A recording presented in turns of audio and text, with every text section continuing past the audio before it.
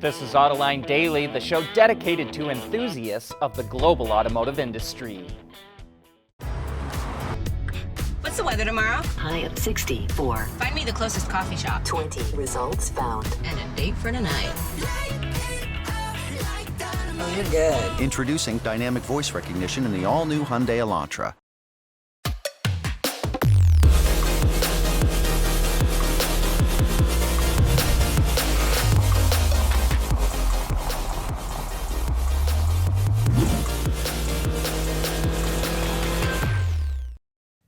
Chinese automaker Wuling sure found the sweet spot of how to sell electric vehicles in China. It sold more than 33,000 Hongguang mini EVs in November, making it the best-selling EV in the market for the third month in a row. It only went on sale in China in June, but nearly 86,000 have been sold since then. So why are buyers interested in a tiny two-door vehicle with a top range of 106 miles? Well, its $4,400 starting price sure doesn't hurt.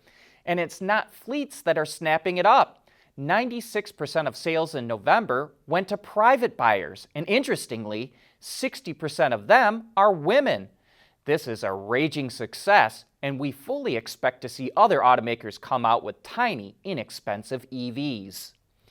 The U.S. House of Representatives unanimously passed a bill yesterday that will delist Chinese EV startups whose stocks trade on the NASDAQ and the New York Stock Exchange. All foreign companies listed on U.S. stock exchanges have to get financial audits by auditors who are reviewed by the Public Company Accounting Oversight Board. But apparently, the Chinese EV companies have not met that requirement. So far this year, those companies have posted fantastic returns. Li Auto is up 44%. And has a market capitalization of $29 billion. XPeng is up 145% with a market cap of $41 billion. And NIO is up a jaw-dropping 1,189% and has a market cap of $65 billion. And let's put that market cap into perspective. Li Auto is worth more than FCA, XPeng is worth more than Ford, and NIO is worth more than Daimler. So are we seeing the beginnings of an EV stock bubble? That's the warning from Mate Rimac, the guy who started the specialty vehicle company Rimac. He says that reverse mergers, or SPACs, are not held to the same level of liabilities as companies that go through the traditional IPO or initial public offering process. He says all these startups doing SPACs are getting a ton of money even though they've never even made a car. And that worries him. He says a lot of these SPACs will fail, and that could hurt the EV industry. And speaking of SPACs and EV startups, we have a great Autoline After Hours coming up later today. Henrik Fisker will be our guest. Henrik just did a reverse merger, so that will be interesting. He also has a completely different business plan from any other EV startup, and that will be even more interesting. So join John and Gary, along with Autoline's West Coast correspondent Chase Drum, for some deep insights on what it takes to launch a new car company. We want to know what drives your testing. OTA, connected car, diagnostics, remote testing. Intrepid Control Systems is here to help you work from anywhere. Intrepid Control Systems, driven by your data. The world is changing at an ever-increasing pace. No matter what the mode of transportation, there is always the need for an efficient propulsion system. And that's exactly what Borg-Warner has been doing since the earliest days of the automotive industry. Yesterday we told you VW is dropping out of all motorsports, including Audi dropping out of Formula E. Well, today it's BMW's turn. It says it essentially exhausted all the opportunities it could for the development of e-drivetrains. Remember, the battery packs are supplied by Lucid Motors, so BMW didn't have to worry about that. But it says it was able to improve the energy management, efficiency, and power density of its e-motors with what it learned on the racetrack, and learned how to transfer software of power electronics from racing to production. And that's what BMW says it's focused on now, figuring out how to scale up production of electric vehicles.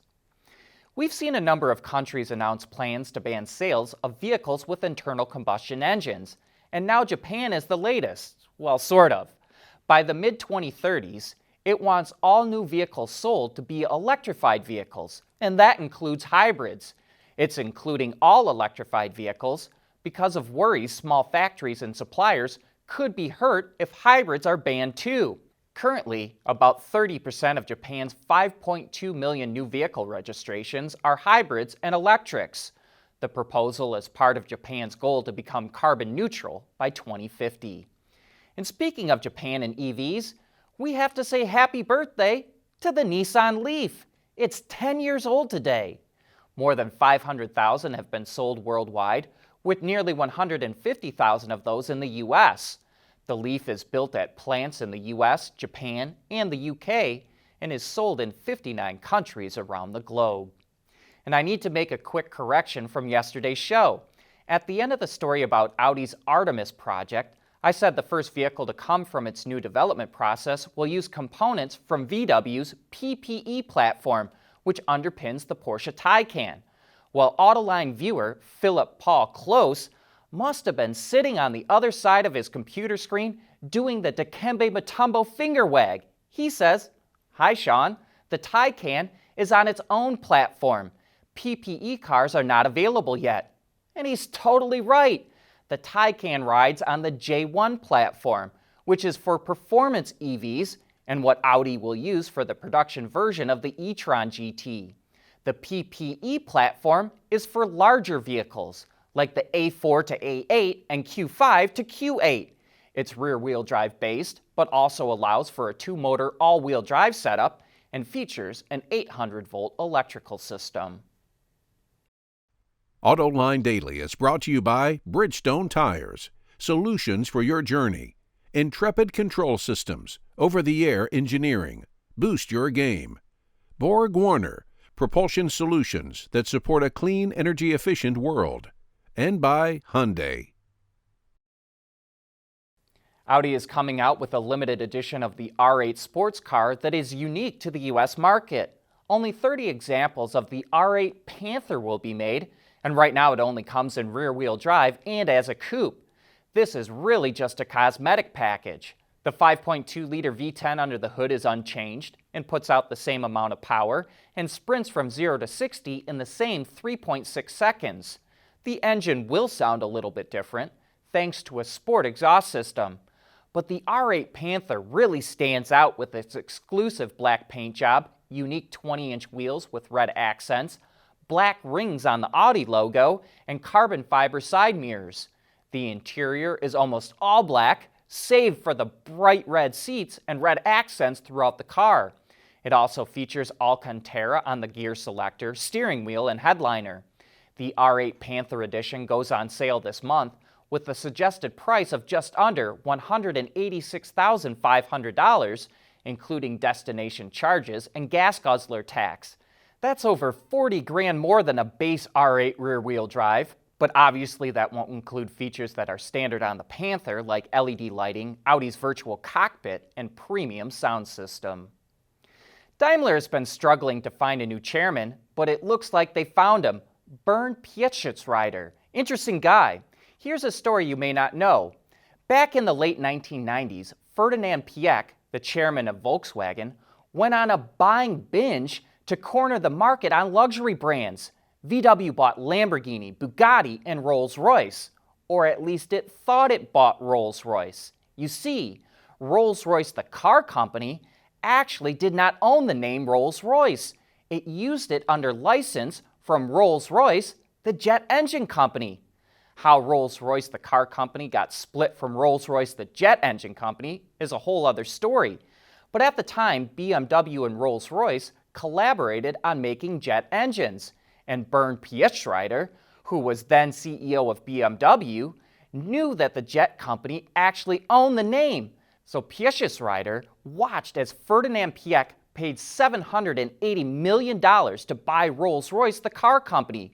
Then Pietschitz quietly cut a deal with Rolls-Royce, the jet engine company, to legally get the name for $65 million. Volkswagen was furious about what happened.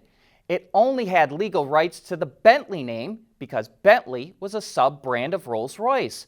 But Ferdinand Piëch was so impressed that Piëch's rider had screwed him over so thoroughly that 2 years later, he hired him as VW CEO. And now you know why Volkswagen has Bentley and why BMW has Rolls-Royce. But that's a wrap for today's show. Thanks for watching.